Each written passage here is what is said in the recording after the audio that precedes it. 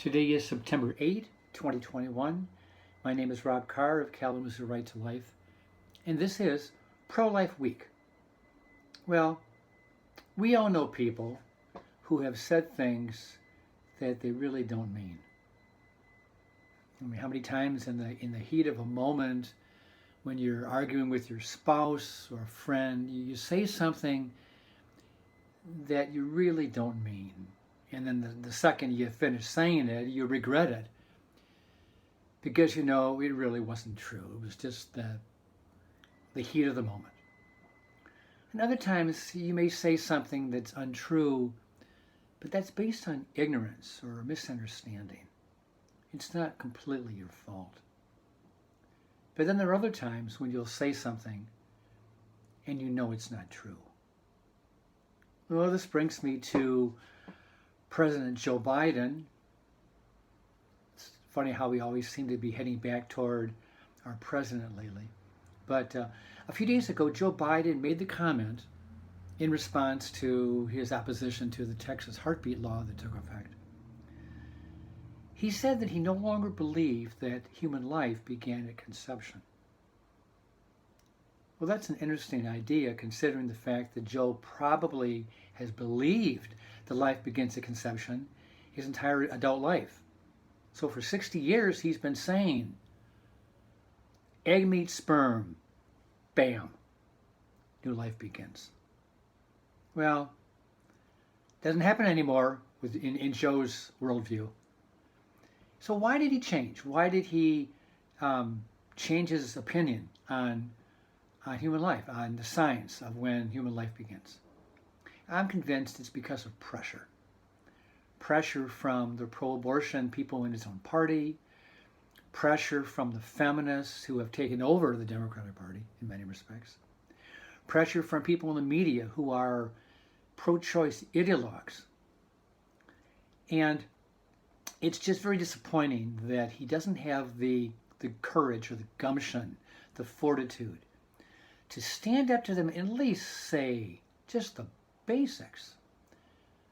That science will tell you human life begins at conception. But they always fall back on the philosophic argument about human life and about its value and about its worth and the nature of its being or its cognizant value, its sentient awareness of life. So if you want to look at that, you could probably say that an 8-week-old or a 6-week-old fetus growing in the womb is not aware of its surroundings.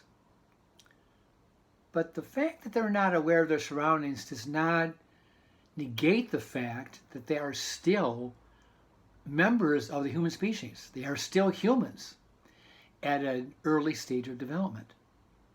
Now, I've got a few quotes here I want to read off before I finish.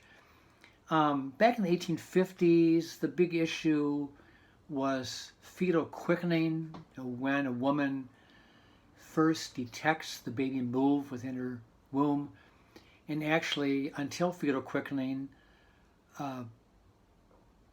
people really were not completely convinced that a woman was pregnant. Actually, that was the legal proof of pregnancy, fetal quickening. Well, back in the 1850s, a doctor from Philadelphia said, is it not alive because the mother can't feel it? Because the baby is moving weeks before she can feel it. Another quote from that same 1850 period. I know of no other state of being. Either the fetus is alive from conception or it is dead. Well, that's just kind of basic. The baby is growing. If it's growing, it's alive. But the pro-choice people seem to forget or ignore the science of fetal development or of human reproduction. And they always seem to fall back on these vague terms that don't make a lot of sense. Even pro-choice people will they'll refer to the baby as a POC, product of conception. Well, it's one way of dehumanizing the human baby by calling it a POC. Now, I've got two final quotes and then I'll let you go.